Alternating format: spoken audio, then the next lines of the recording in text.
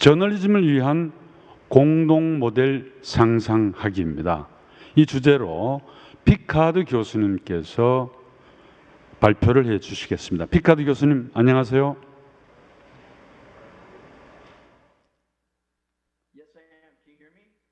네, 잘 들립니다. 들립니다. 요즘 I'm going to share some. 네, 좋습니다. 몇 개의 화면을 여러분과 공유할 건데요. 요즘 미국 대학은 강의를 강의실에서 합니까? 아니면 온라인으로 합니까?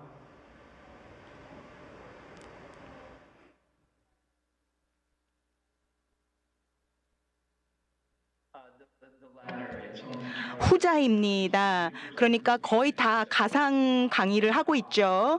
온라인으로. 그래서 제 집무실이자 연구실은 이렇게 제 집에 We're living in 차려져 interesting times, 있습니다. and 정말 흥미로운 I've 시대를 got 우리가 a lot 살고 있죠. to cover in 25 minutes, so I'm going to dive 네, in. But first, 25분 I 안에 just want 그런 to thank you 하고 all. 싶은 말이 Thank you 굉장히 all 많기 for 때문에 바로 들어가도록 하겠습니다. 이렇게 저를 초대해 주셔서 감사드리고요. 아주 흥미로운 그런 주제로 이런 세션을 준비해 주셔서 감사드립니다. 어떻게 보면은 업계의 이 시각을 여러분과 공유하고자 하는데요. 저널리즘에 대한 그런 업계의 그리고 산업적인 시각에 대해서도 이야기를 하겠지만 그뿐만 아니라 민주주의를 위한 하나의 요건으로 저널리즘을 바라보고 또 이런 그 민주주의의 위기에 어떻게 대처해야 되는지에 대해서 이야기를 해보고자 합니다.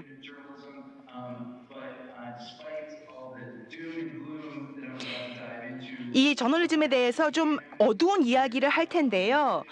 그럼에도 불구하고 사실 저는 개인적으로 굉장히 긍정하고 싶고 또 낙관적이기 때문에 낙관적인 그런 분위기로 좀 결론을 맺어보고자 합니다. 왜냐하면 위기라는 것은 기회이기도 하지 않습니까? 그래서 지금 현재 저널리즘이 맞고 있는 위기는 어떻게 보면 기회가 될 수도 있다라는 그런 진실을 저도 믿고 있습니다.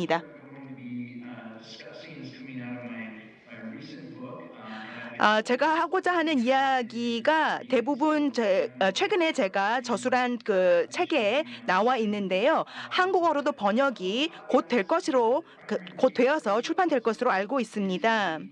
이 책에 나오는 것은 미국의 저널리즘입니다. 미국 언론에 대한 비판입니다. 그런데 지금 미국의 언론만 지금 위기에 처한 것은 아니라고 생각합니다. 전 세계적으로 언론이 너무 지나치게 상업화되면서 위기에 처해 있고 비슷한 문제를 겪고 있다고 저는 생각을 합니다. 그러니까 미국의 특성만 있는 것이 아니고 미국만의 고유의 문제는 아니라고 저는 생각을 합니다. 이런 문제가 뭐 어느 정도는 미국의 특화된 것도 있겠지만 그리고 좀 더 미국에서 심각할 수도 있겠지만 정도의 차이는 있겠지만 이런 문제는 어떻게 보면은 보편적인 문제라고 생각을 합니다. 물론 미국에 있는 미국에서 언론이 겪고 있는 문제를 너무 지나치게 일반화하면은 안 되겠지만 또 반대로 어떻게 보면은 미국의 특성에만 빠져서도 안 되겠지만 미국 언론이 좀 예외적인 부분이 있는 것은 사실입니다. 어떻게 보면은 미국 언론의 예외주의라는 것이 있습니다. 그러니까 이 미국 언론은 독과점이 지배를 하고 있고요. 그리고 규제가 미국 언론에 대한 규제는 굉장히 최소화되어 있습니다. 그러니까 미국 언론에 가하는 여러 가지 규제나 뭐 법규 이런 것은 굉장히 가볍다라는 거죠. 그러니까 정부의 개입 그리고 법적인 개입이 최소화되어 있습니다. 그렇기 때문에 이런 그 법의 그 통제를 별로 받지 않는 그런 독과점을 하고 있는 그런 언론사들에 의해서 여론이 좌지우지될 수도 있고요. 우리가 굉장히 큰 영향을 받고 있다는 것입니다. 그뿐만 아니라 미국의 또 하나의 특성이 바로 굉장히 극단적으로 상업화되어 있다는 것이죠. 그래서 이런 미국 언론의 좀 예외적인 그런 특성에 대해서 제가 책에도 썼고요. 그리고 오늘 이야기를 하면서 어떻게 여론에 언론이 아주 큰 영향을 미치고 있는지, 그리고 뭐 트럼프 대통령의 이야기를 어떻게 오히려 확산시키는 데 도움을 언론이 주고 있는지를 말씀드리고 싶습니다. CBS의 한 앵커와 또 이 대표가 이런 이야기를 했죠. 이 트럼프의 목소리를 이제 확성해주는 확성기 역할을 하는 것이 미국 국민들에게는 안 좋은 것이지만 트럼프를 위해서 그리고 CBS를 위해서는 아주 호황이다라는 이야기를 했습니다. 그만큼 이렇게 언론이 거의 무소불위의 그런 영향력을 발휘하고 있다라는 것이죠. 그리고 이런 식의 독과점 체제 에 대해서도 제가 그 책에 이야기를 하고 있는데요. 그 근본적인 이 원천이 어디에 있는지에 대해서도 이야기를 하고 있습니다. 그러니까 이런 식의 언론의 독과점이 얼마나 큰 문제가 될 수 있고 또 공포를 자아낼 수 있는지가 이 일러스트에도 나와 있는데요. 그뿐만 아니라 당파성도 그리고 정파성도 점점 더 심해지고 있습니다. 뭐 구글이나 페이스북에 대해서도 나중에 좀 더 이야기를 할 텐데요. 이런 언론사의 역할을 하면서 이런 정파성이 더욱더 극심해지고 있습니다. 그런데 이런 문제가 심각해지는 것의 하나의 원인 중에 하나가 바로 공공 미디어가 굉장히 미국에서는 취약하다라는 것입니다. 이 슬라이드에는 공공 미디어에 투자되는 금액을 1인당 금액을 보여주는 것인데요. 미국이 꼴찌입니다. 제일 적습니다. 우리가 이 연구를 지금 진행을 하고 있는데요. 한국도 이 연구의 대상으로 포함을 시킬 예정입니다. 그런데 그래도 미국에 비해서는 한국의 공영 방송이 훨씬 더 많은 투자와 지원을 받고 있다고 할 수가 있겠습니다. 그러니까 값싼 커피 한 잔 값밖에 되지 않는다라는 거죠. 1인당 공공 미디어에 투자되는 금액이요. 그러니까 언론의 민주주의를 위해서 이만큼 투자를 안 하고 있다라는 것입니다. 근데 이것이 왜 문제인가? 저는 이렇게 답을 하고 싶습니다.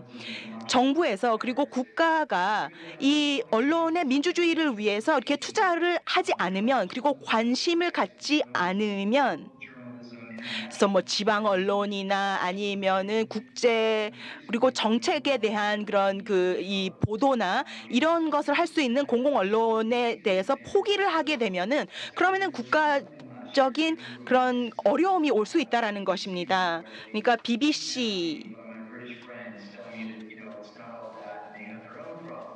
와 같은 그런 방송이 우리는 없다라고 하는데 이 미국에 있는 우리 언론사들이 그리고 또 언론에 있는 우리 동료들이 하는 말이 이런 BBC 같은 그런 언론이 미국에 있으면 얼마나 좋을까 뭐 이런 이야기를 하는데 이런 BBC에서도 이렇게 공영 방송을 위해서 공공 방송을 위해서 그리고 방송의 공공성을 위해서 많은 노력을 하고 있습니다. 그리고 이런 공공방송이 없게 되면은 보도가 되어야 할 여러 가지 뉴스가 아예 방송에서 그리고 뉴스에서 사라질 수가 있다는 거죠. 그런 위험을 우리가 안게 된다는 것입니다. 그리고 이 슬라이드에서 나와 있는 그 지방 언론의 위기라는 것을 좀 더 구체적으로 설명을 드리겠습니다. 저희 책에서도 게으름이 이런 지방 언론의 위기를 가져왔다라고 이야기를 하는데요. 이 상업 공식적인 언론은 구조적으로 취약할 수밖에 없습니다. 왜냐하면 광고에 과도하게 의존하고 있기 때문이죠. 그런 광고 의존적인 사업 모델을 가지고 있기 때문에 취약할 수밖에 없습니다. 그러니까 이 구독자들이 이제 돈을 내고 구독을 하면서 이제 구독료가 그 수입에 차지하고 있는 비중이 굉장히 적고요. 결국은 광고주가 내는 돈으로 그 운영이 되는 그런 신문사들이 굉장히 많다라는 것입니다. 그런데 이것이 너무나도 자연스럽고 언론인으로 시작했을 때 이미 그런 구조였기 때문에 그것을 너무나도 당연하게 받아들이는 언론인들이 대부분이라는 것입니다. 그러니까 인쇄 매체에서는 그런 구조가 있었는데 결국은 디지털 매체로 넘어가면서 이 구조가 얼마나 취약한지가 더욱더 드러났습니다. 이것에 대해서는 우리가 논쟁을 더 많이 해야 되겠지만 예전의 전통적인 그런 수익 모델이 이제는 유효하지가 않다라는 것이 점점 더 드러나고 있습니다. 온라인으로 옮겨가고 이러면서 결국은 이제 재정난 때문에 온라인으로 옮겨가는 그런 지방 언론사들이 굉장히 많다라는 것은 우리가 다 알고 있는 것이죠. 그리고 이런 것에 대해서 정책적인 어떤 반응이 있는지 대응이 있는지에 대해서도 제가 책에 저술했습니다. 이 슬라이드를 보시면 지난 15년 동안 신문사의 광고 수입이 어떻게 감소해 왔는지가 나타나는데요. 이렇게 되면서 많은 신문사들이 재정난을 겪으면서 고용하는 직원들, 즉 기자들이 줄어들었고요. 그러면서 많은 기자들이 실직하는 그런 사태가 나왔습니다. 그러니까 이런 것은 다 이 코로나 이전의 상황이고요. 물론 코로나 때문에 더 극심해지긴 했지만 이런 현상이 지금 서서히 나타나고 있다는 것을 우리 모두 다 알고 있었습니다. 우리의 특히 언론 그중에서 뉴스와 관련된 상황에서 우리가 돌이킬 수 없는 그런 이 길을 걸어가고 있다. 지금 쇠락하고 있다라는 것을 우리가 다 알고 있었습니다. 이것은 어떻게 보면 국가적인 위기라고 할 수가 있겠죠. 그런데 이런 국가적인 위기에 대응하는 어떤 정책이 뚜렷하게 나오지 않았다는 것도 큰 문제입니다. 그렇다면 이렇게 저널리즘이 타락을 하고 쇠락을 하게 되면은 어떤 사회적인 문제가 나올 수 있는가에 대해서도 제가 책에 썼는데요. 이 대부분 많은 언론사들이 네이티브 광고를 한다거나 아니면은 광고 수익을 좀 더 극대화하기 위해서 소비자들의 행태 추적을 한다거나 이렇게 해서 이제 광고를 하려고 하고 있는데 그러면서 이제 도덕적인 문제가 생길 수도 있고요. 윤리적인 문제가 생길 수도 있고요. 그러니까 이제 그 뉴스로 둔갑돼 있는 광고가 있다라는 것입니다. 그리고 이런 것이 이제 뉴스가 아니라 광고다라는 것은 아주 작은 프린트로 구석에만 밝히고 있고요. 이런 것이 이제 독자들에게 굉장히 큰 영향을 미치고 있다라는 것입니다. 이런 네이티브 광고가 많아지는 것도 위험하고요. 그리고 또 이런 소비자들의 그리고 언론 온라인 뉴스의 뉴스를 클릭하는 그런 이 구독자들의 행태를 추적하는 그런 이 방법도 좀 문제가 될 수가 있습니다. 그런데 이 언론사와 이 광고주 간의 그런 협업을 통해서 이 광고성 뉴스를 같이 기획하는 그런 지경까지 이르는 것이죠. 그래서 이런 것이 문제가 될 수가 있다라는 것입니다.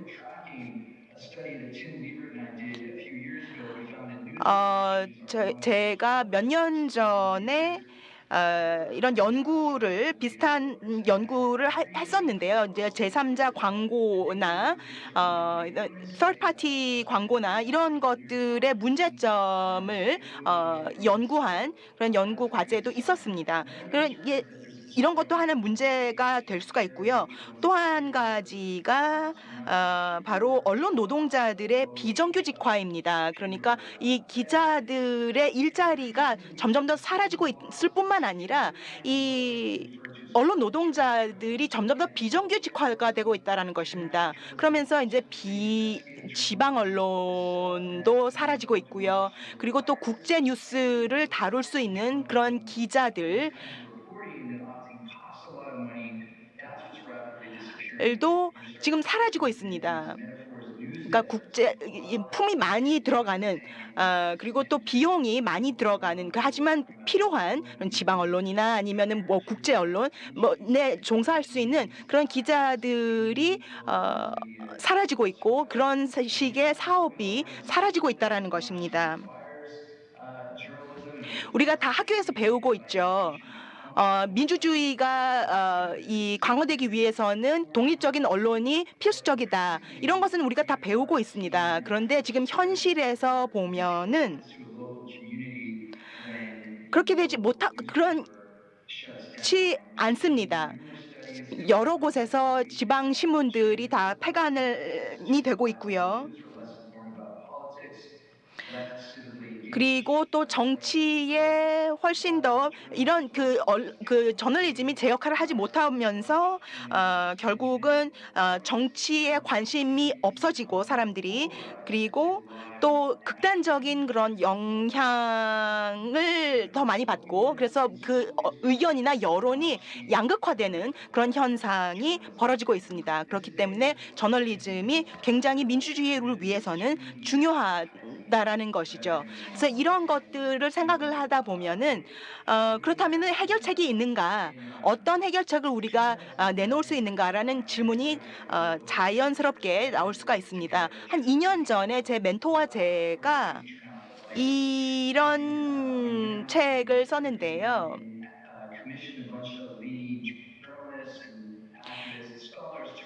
언론 활동가들이나 아니면 학자들 그리고 기자들을 인터뷰를 하면서 어떤 해결책이 있을까라는 이야기를 들었습니다.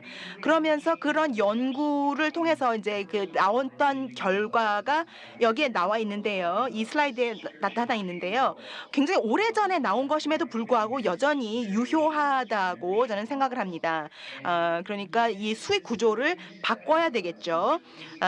이 구독이나 아니면은 뭐 지불 장벽 즉 페이월이나 아니면은 소액 지불이나 아니면 회원제를 한다거나 이런 식으로 해서 수익 구조를 조금 더 다변화하거나 아니면 튼튼하게 하는 것이 굉장히 중요할 것입니다. 뭐 워싱턴 포스트나 뭐 이런 데에서도 이런 해결책을 가지고 실험을 하고 있습니다. 그러니까 뭐 이 수익을 조금 더 창출하려고 노력을 하고 있고 다각화하려고 노력을 하면서 동시에 이제 뭐 삭감해야 될 것은 뭐 삭감을 하고 이렇게 하면서 이제 재정난을 극복하려고 많은 언론사들이 노력을 하고 있습니다. 또 그 외에도 하나의 해결책이 바로 시민 저널리즘 즉 그리고 또 크라우드 소싱일 것입니다. 그러니까 일반인들이 기자가 된다는 거죠. 이런 것이 훨씬 더 쉽게 될 수가 있습니다. 예전에 인터넷이 처음 시작했을 때는 이런 것은 어떻게 보면 유토피아처럼 느껴졌는데 지금 실제로 이런 시민 기자들이 뛰면서 이것이 또 언론의 민주화에도 영향을 미칠 수 있을 것 같습니다. 그리고 또 그 외에도 어떤 뭐 독지가의 그런 후원을 받을 수가 있겠죠. 그래서 어떤 언론은 이제 그 언론의 독립성을 유지하고 또 민주화를 지지하는 그런 사람들이 이렇게 이 후원을 해주거나 이렇게 해서 이제 언론사가 살아남는 그런 경우도 있습니다. 그런데 이런 것들은 다 시스템을 건드리지는 못하고 있는 것입니다. 그래서 우리가 시스템을 건드려야 되겠죠. 그리고 공공 저널리즘이 있어야 되겠죠. 그런데 그런 공공 언론이 있으려면은 정부의 보조금이 필요합니다. 그런데 보조금이라는 얘기만 나오면은 그 미국 국민들은 알레르기 반응을 일으키기도 하죠. 그런데 이런 정부 지원이 필요합니다. 그래서 그런 것도 우리가 생각을 해봐야 되고, 그리고 역사적으로도 이런 식의 공공 언론을 살리기 위한 그런 그 정부 지원이 있었기 때문에 그런 역사에 대해서도 제가 책에도 썼습니다. 그리고 또 그 외에 또 다른 책이 하나 있는데요. 언론 민주주의를 위한 미국의 전쟁, 뭐 기업이 얼마나 자유지상주의에 빠져 있는지, 근데 그런 것으로 인해서 어떻게 승리를 했는지, 그리고 이런 것을 어떻게 우리가 개혁을 할 수 있는지에 대해서 이제 책에 다뤘습니다.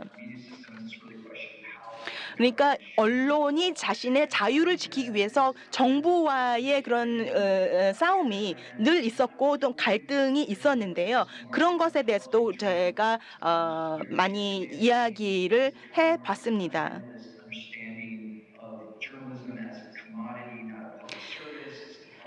그런데 지금의 이 언론의 마인드를 보면은요, 이 언론도 하나의 상품으로 보고요, 시장 근본주의가 팽배해 있다라는 것입니다. 그래서 언론 자체도 수요와 공급에 따라서 규정되는 그런 그 상품이다라고 보고 있는 것, 이것이 굉장히 그 문제가 된다라는 것입니다. 그러니까 언론의 시장주의적인 전제론이 얼마나 문제가 되는지에 대해서도 제가 비판을 많이 하고 있습니다. 그러니까 이 시장의 힘이 우리를 구원할 것이다라는 그런 언론인들의 그런 마인드에 대해서도 비판을 했고요. 그리고 이 정책적인 개입을 위해서는 어떤 정치적 그리고 경제적인 논리가 있는지에 대해서도 제가 이야기를 했습니다. 그러니까 뉴스든 아니면 언론에서 제공하고 있는 이 정보든 이런 것들은 공공재로 우리가 봐야 된다라는 것입니다. 그래서 그런 이야기를 하고 있고요. 그리고 또 언론 기관들도 시장의 제도적인 실패에 노출이 될 수 있기 때문에 언론도 실패할 수 있다. 그러니까 시장 실패에 우리가 대응을 하듯이 언론의 실패에도 우리가 대응을 해야 된다. 이런 것을 이제 논리로 제가 책에 내놨습니다. 그렇다면 우리가 어떻게 대응을 해야 할 것인가를 5가지 포인트로 제가 여기 정리를 해봤는데요. 첫 번째는 일단은 언론의 탈상업화가 필요합니다. 그러니까 너무 상업적인 그런 상업 세력으로부터 언론을 보호하든지 뭐 이렇게 해야 된다라는 거죠. 그리고 민주화를 해야 된다라는 것입니다. 그러니까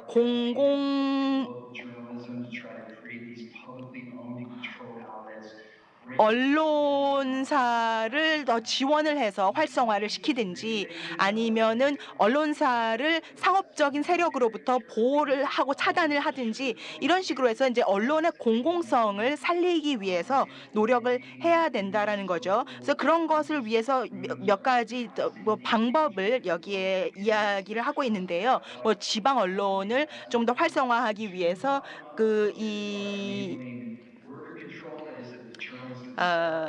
정책적으로 개입할 수 있는 그런 부분들이 있고요. 그다음에 이제 그 아래로부터의 그런 민주화 방법도 있습니다. 뭐 예를 들어서 그 언론사의 노조를 활성화해서 즉 직원들, 기자들이 주인 의식을 가지고 또 우리 사주 조합을 만들거나 뭐 이런 식으로 이 기자들이 그리고 또 노동자들이 언론사의 운영에 개입을 하는 것, 그리고 공동체적인 그런 지배 구조를 언론사에 확립을 하는 것, 이런 것들이 방법이 될 수가 있습니다. 그러니까 우리가 필요로 하고 있는 여러 가지 공공기관들이 있지 않습니까? 뭐 공공 도서관이나 뭐 이런 것들도 다 공적 자원을 지원금을 받아서 지금 운영이 되고 있습니다. 이런 것처럼 이런 식으로 이제 세법을 개정해 왔습니다. 그래서 그런 세법에 따라서 신문이 어떤 비영리 단체로 운영이 될 수 있는 그런 방법에 대해서도 우리가 모색을 할 수가 있을 것 같습니다. 지금 젊은 세대는 훨씬 더 우리보다 더 열린 그런 마음으로 활동을 하고 살아가고 있습니다. 그렇기 때문에 지금 위기의 시대이긴 하지만 이 위기 속에서도 우리가 기회를 찾을 수 있다라는 그런 희망을 끈을 저는 놓지 않고 싶습니다. 예, 이것으로 마치겠습니다. 감사합니다. 예, 피카다 교수님 감사합니다. 아까 제가 시작하기 전에 좀 분위기를 누그러뜨리고 싶어서 미국 대학 강의를 온라인으로 하냐 오프라인으로 하나 질문을 했었는데 아마 잘 전달이 안 된 모양입니다. 어쨌든 강의 주제와는 상관없으니까 뭐 그냥 넘어가도록 하겠습니다.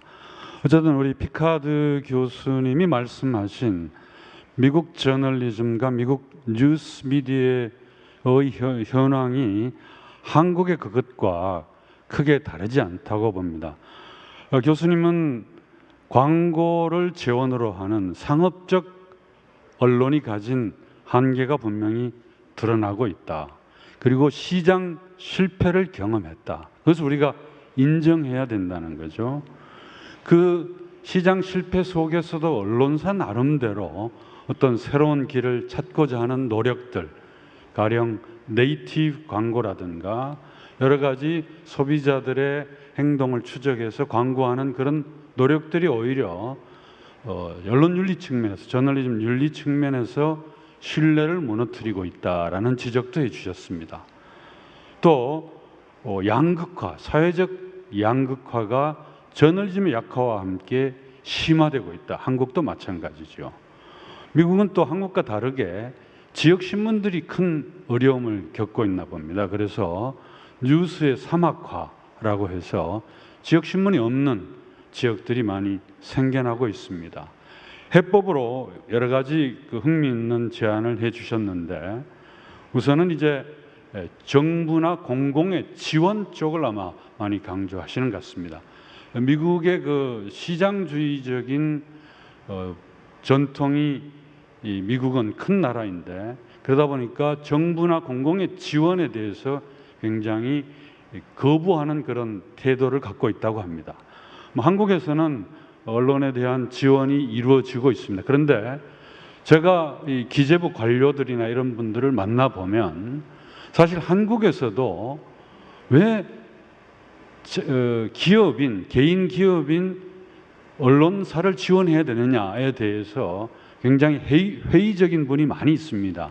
그래서 지금 현재 지원되고 있는 저널리즘에 대한 저널리즘에 대한 지원 액수가 사실은 그렇게 높지도 않은 편입니다. 어쨌든 미국이든 한국이든 공공의 지원을 통해서 시장의 작동 원리에만 저널리즘을 내버려 둘 수는 없다라는 점을 피카드 교수님이 강조하셨습니다. 그리고 어떤 정보로부터 창출되는 재원, 예를 들면 IT 플랫폼, 구글이나 네이버 등이 가져가는 돈도 정부의 정책을 통해서 새롭게 분배가 될 필요가 있다라는 생각이 들기도 합니다. 어쨌든 앞으로 시장에 맡겨놓고 저널리즘을 일반 상품처럼 취급해서는 안 된다.